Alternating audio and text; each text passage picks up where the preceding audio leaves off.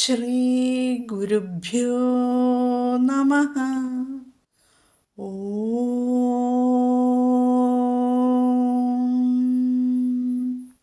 ശ്രീ പരമാത്മനേ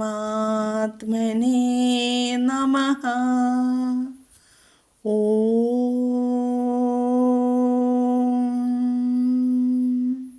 ശ്രീ ലളിതാംബികായൈ നമഃ.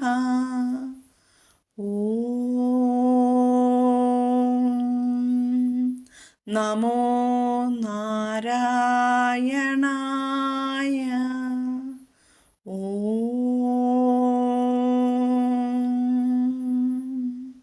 നമോ ഭഗവതേ വാസുദേവായ.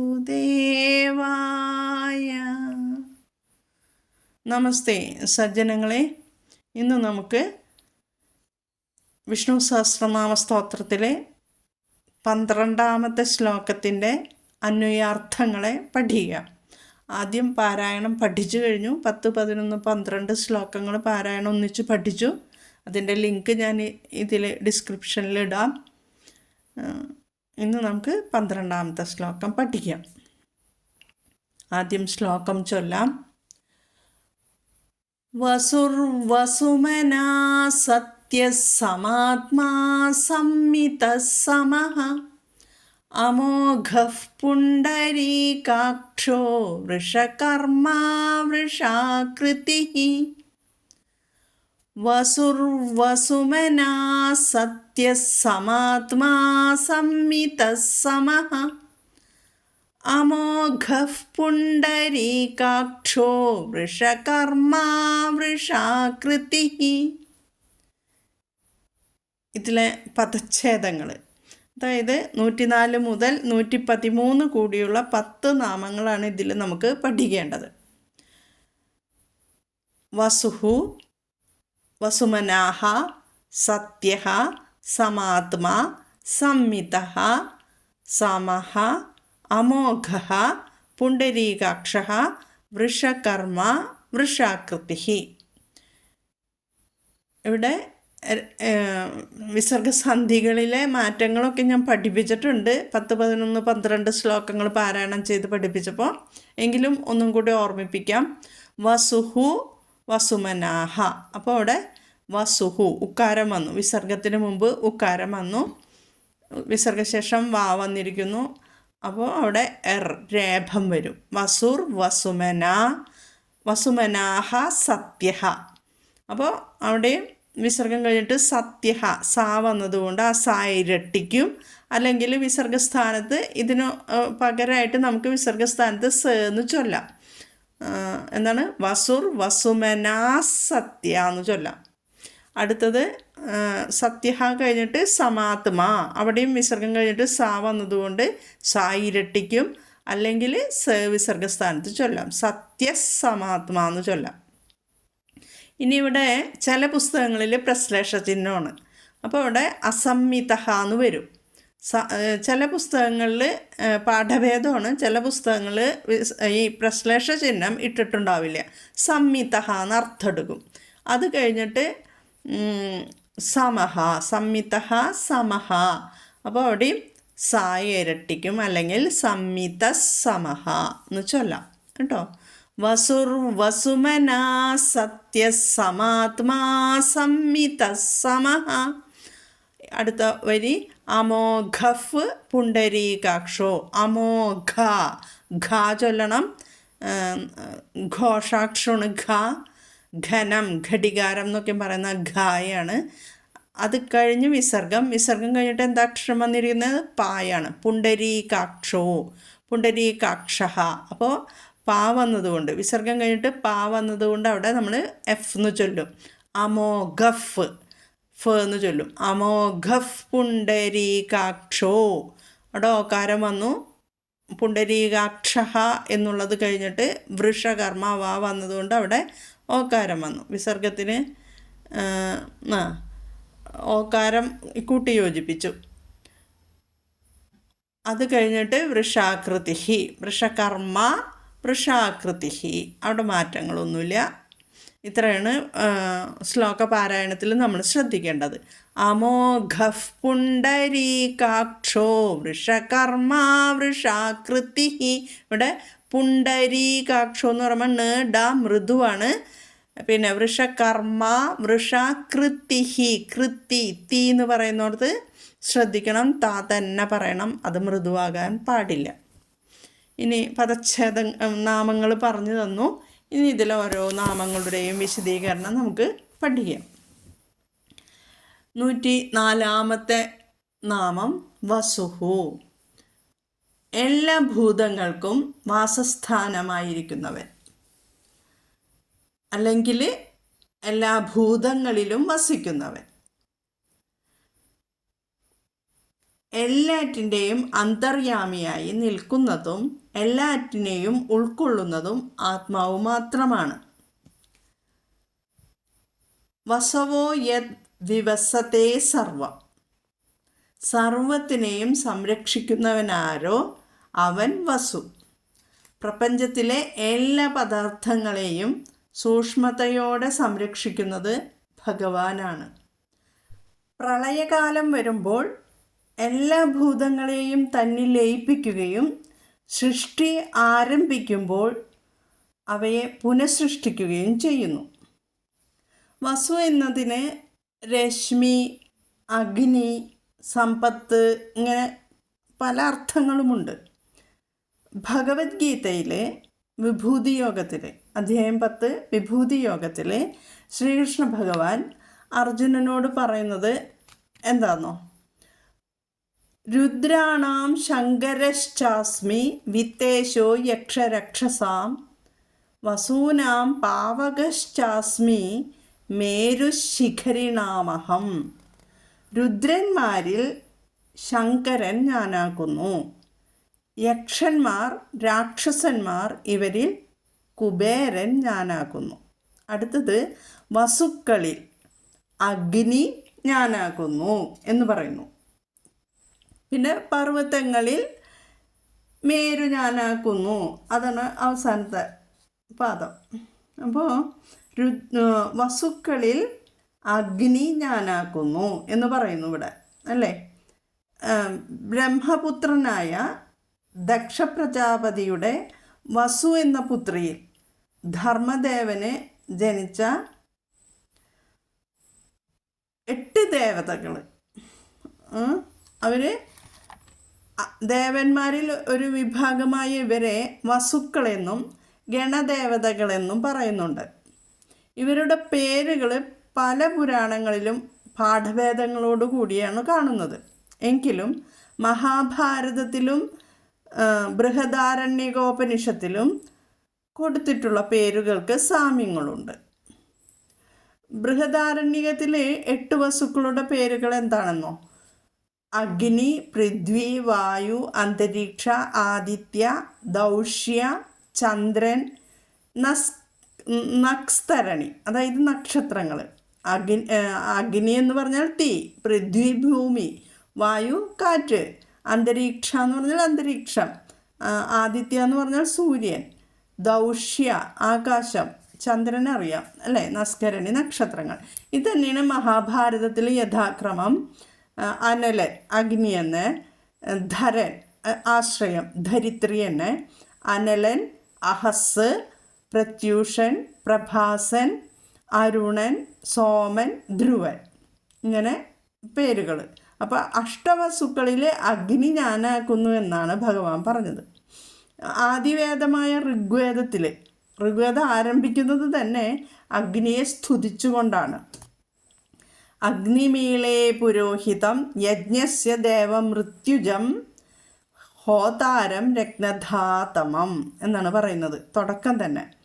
അതായത് ആഹവനീയ രൂപത്തിൽ നിലനിൽക്കുന്നവനും അഭീഷ്ടങ്ങളെ നൽകുന്നവനും യാഗകർമ്മങ്ങളിൽ ദേവന്മാരെ ക്ഷണിക്കുന്നവനും പുരോഹിതനും രത്നധാരിയുമായ അഗ്നിയുടെ അധിഷ്ഠാന ദേവതയെ ഞാൻ സ്തുതിക്കുന്നു എന്നാണ് ഈ മന്ത്രത്തിൻ്റെ സാരം. യാഗശാലയിലെ അഗ്നി ഭഗവാൻ വിഷ്ണുവാണ്. യജ്ഞസ്വരൂപനാണ് ഭഗവാൻ. സമർപ്പിക്കുന്നതെല്ലാം അഗ്നി സ്വീകരിക്കുകയും പുരോഹിത ഭാവത്തിൽ അവയെ അതാത് ദേവന്മാർക്ക് നൽകി അവരിൽ നിന്ന് അനുഗ്രഹത്തെ ഫലരൂപത്തിൽ യജ്ഞകർത്താവിന് നൽകുന്നതും അഗ്നിദേവനാണ്. ആ ദേവൻ മഹാവിഷ്ണു തന്നെയാണ്. അതുകൊണ്ടാണ് മഹാവിഷ്ണുവിനെ വസുഹു എന്ന നാമം വന്നത്.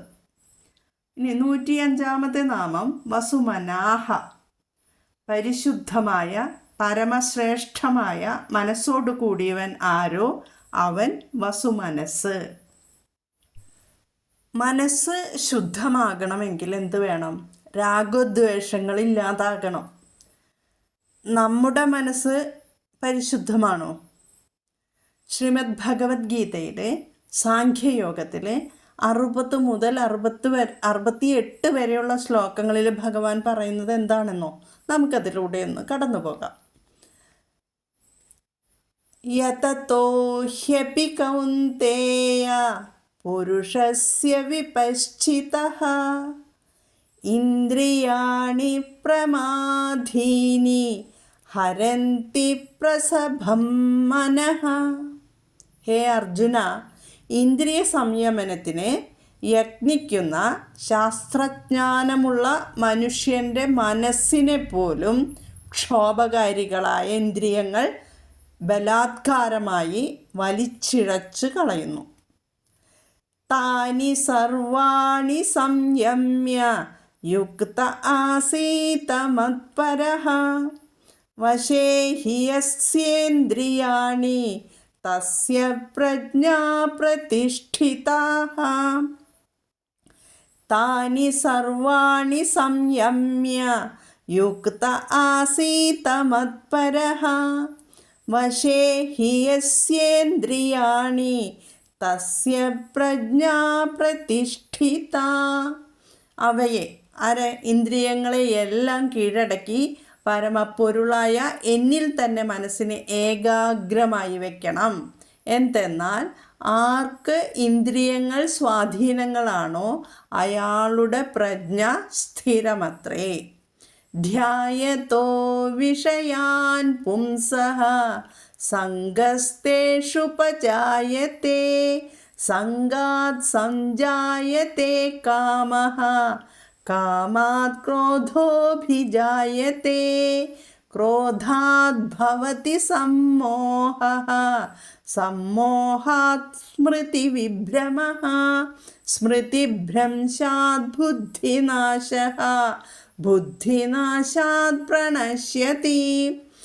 വിഷയങ്ങളെ ചിന്തിച്ചു കൊണ്ടിരിക്കുന്നവന് അവയിൽ പ്രീതി ഉണ്ടാവുന്നു. പ്രീതിയിൽ നിന്ന് കാമം ജനിക്കുന്നു. കാമത്തിൽ നിന്ന് ക്രോധം ഉദ്ഭവിക്കുന്നു. ക്രോധം മൂലം ബുദ്ധിഭ്രമം ഉണ്ടാവുന്നു. ബുദ്ധിഭ്രമം മൂലം ഓർമ്മക്കേടുണ്ടാവുന്നു. ഓർമ്മക്കേട് കാരണം വിവേകശക്തി നശിക്കുന്നു. വിവേകനാശം കാരണം ജീവിതം നശിക്കുന്നു. ഇങ്ങനെ ഭഗവാൻ കുറേ കാര്യങ്ങൾ ഇവിടെ പറയുന്നുണ്ട്. രാഗദ്വേഷവിയുക്തൈസ്തു വിഷയാനിന്ദ്രിയൈശ്ചരൻ ആത്മവശ്യൈർവിധേയാത്മാ പ്രസാദമധിഗച്ഛതി.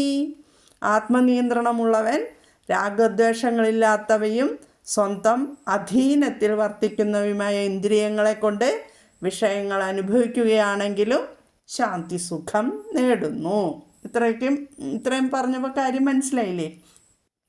ഇനി 71-ാമത്തെ ശ്ലോകത്തിൽ ഭഗവാൻ പറയുന്നുണ്ട്, വിഹായ കാമാന്യഃ സർവാൻ പുമാംശ്ചരതി നിസ്പൃഹഃ നിർമ്മമോ നിരഹങ്കാരഃ സശാന്തിമധിഗച്ഛതി. ആരാണോ സർവകാമങ്ങളും വെടിഞ്ഞ് ആശയും മമതയും അഹങ്കാരവും കൂടാതെ വർത്തിക്കുന്നത് അയാൾ ശാന്തി അനുഭവിക്കുന്നു. അതായത് പരിശുദ്ധ മനസ്സോടുകൂടിയ വസുമനസ്സായ വിഷ്ണുവിനെ പ്രാർത്ഥിക്കുന്നവരുടെ മനസ്സിൽ മാലിന്യങ്ങളായ രാഗം, ദ്വേഷം, ക്രോധം എന്നിവ ഇല്ലാതാകും. മനസ്സിലായല്ലോ? ഇനി 106-ാമത്തെ നാമം സത്യഃ. സത്യസ്വരൂപനാണ് ഭഗവാൻ. ഐതരേയ ആരണ്യകത്തിൽ സത്യമെന്ന പദം സത്ത്, തീ, യം എന്നീ 3 ശബ്ദങ്ങൾ അടങ്ങിയതാണ്. സത്ത് പ്രാണനെയാണ്, പ്രാണനെയും, തീ എന്നാൽ അന്നവും, യം സൂര്യനുമാകുന്നു. ആരാണോ പ്രാണൻ, അന്നം, സൂര്യൻ എന്നിവകളോട് കൂടിയിരിക്കുന്നത് ആ മൂർത്തിയെ സത്യഃ എന്ന് പറയുന്നു. ഭൂതകാലത്തും വർത്തമാനകാലത്തും ഭാവി കാലത്തും ഏതെന്നാണോ സ്ഥിരമായിട്ടുള്ളത് അത് സത്യം. ഭഗവാൻ കാലാതീതനാണ്, അതുകൊണ്ട് തന്നെ സത്യവുമാണ്. ഭഗവത്ഗീതയിൽ തന്നെ ജ്ഞാനവിജ്ഞാന യോഗത്തിൽ ഭഗവാൻ അർജുനനോട് പറയുന്നുണ്ട്, വേദാഹം സമതീതാനി വർത്തമാനാനി ചാർജുന ഭവിഷ്യാണി ച ഭൂതാനി മാം തു വേദ ന കശ്ചന. ഹേ അർജുന, കഴിഞ്ഞുപോയവയും ഇപ്പോഴുള്ളവയും വരാനിരിക്കുന്നവയുമായ ജീവികളെ ഞാനറിയുന്നു, എന്നെയാവട്ടെ ആരും അറിയുന്നില്ല എന്ന്. തൈത്തരീയ ഉപനിഷത്തിൽ സത്യജ്ഞാനമനന്തം ബ്രഹ്മ എന്ന് പറഞ്ഞിരിക്കുന്നു അല്ലേ. അതായത് ബ്രഹ്മം സത്യസ്വരൂപനും ജ്ഞാനസ്വരൂപനും അനന്തവുമാകുന്നു. ബ്രഹ്മാന്ന് നമ്മൾ ബ്രഹ്മത്തിനെ കുറിച്ചിട്ട് കുറേ കാര്യങ്ങൾ നമ്മൾ പറഞ്ഞിട്ടുണ്ട് മുന്നത്തെ വീഡിയോകളിൽ. ബ്രഹ്മം എന്നാൽ എന്താണ്? പരമാത്മാവ് തന്നെയാണ് ബ്രഹ്മം. അപ്പോൾ ഭഗവാന് സത്യഹ എന്ന് പറഞ്ഞ് നാമം ലഭിച്ചതിൻ്റെ കാര്യങ്ങൾ മനസ്സിലായി. ഇനി അടുത്ത നാമം സമാത്മാ. എല്ലാറ്റിലും ഒരുപോലെ സമമായി നിറഞ്ഞിരിക്കുന്നവനാണ് ഭഗവാൻ. ക്ഷേത്രജ്ഞം ഛാപിമാം വിദ്ധി സർവക്ഷേത്രേഷു ഭാരത ക്ഷേത്രജ്ഞയോജ്ഞാനം യത്തജ്ഞാനം മതം മമ. ഭഗവത്ഗീതയിൽ തന്നെ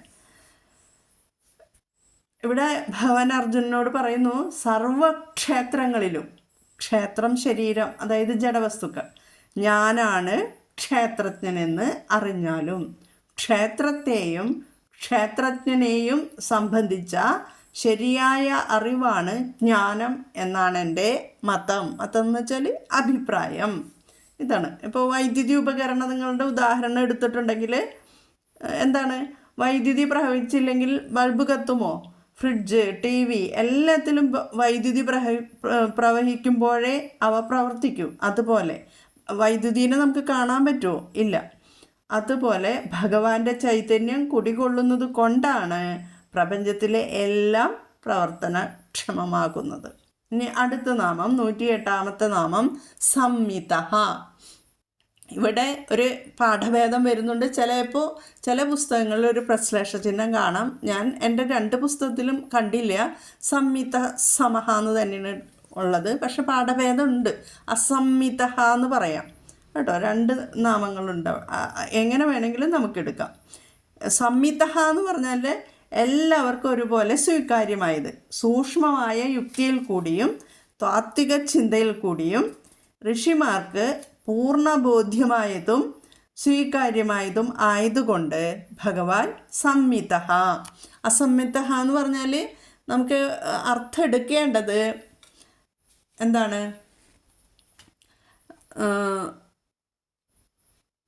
അതുല്യൻ എന്ന അർത്ഥം എടുത്തോളൂ. അസംമിതഃ എന്ന് നിങ്ങൾ ചൊല്ലുന്നുണ്ടെങ്കിൽ അതുല്യൻ എന്നാണ് അർത്ഥം വരേണ്ടത്. ഒന്നിനോടും താരതമ്യപ്പെടുത്താൻ കഴിയാത്തവൻ, തന്നോട് സമമായി ആരുമില്ലാത്തവൻ എന്ന അർത്ഥം എടുക്കണം കേട്ടോ. അടുത്ത നാമം സംമിതഃ കഴിഞ്ഞാൽ സമഹ. 109ാമത്തെ നാമം സമഹ. എപ്പോഴും മാറ്റമില്ലാതെ സമമായിരിക്കുന്നവൻ. ഭഗവാൻ ത്രിഗുണങ്ങൾക്കും അതീതനാണ്. ത്രിഗുണങ്ങൾ ഏതൊക്കെയാണ്? സത്വഗുണം, രജോ ഗുണം, തമോ ഗുണം. ഇതെല്ലാം പറഞ്ഞ് പഠിപ്പിച്ചിട്ടുണ്ട് ആദ്യത്തെ ഓഡിയോകളിൽ. എല്ലാ കാലങ്ങളിലും യാതൊരു വികാരങ്ങളോടും കൂടിയല്ലാത്തവൻ, സമമായിട്ടിരിക്കുന്നവൻ, പലവിധ ജീവന്മാരായി കാണുന്നതെല്ലാം ആ ഒരേ ഒരു പരമാത്മസ്വരൂപത്തിൻ്റെ വിവിധ പ്രകടനങ്ങൾ മാത്രം. ഭഗവത് ചൈതന്യ വസ്തുക്കളിൽ പ്രവേശിക്കുമ്പോൾ എന്തുണ്ടാവും? ആ വസ്തുവിൻ്റെ രൂപം പ്രാപിക്കുന്നു എന്ന് മാത്രം.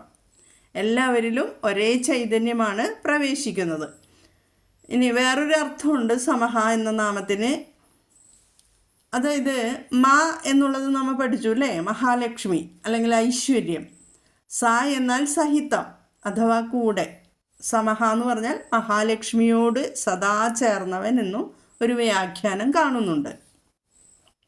ഇനി 110 നാമം അമോഘ,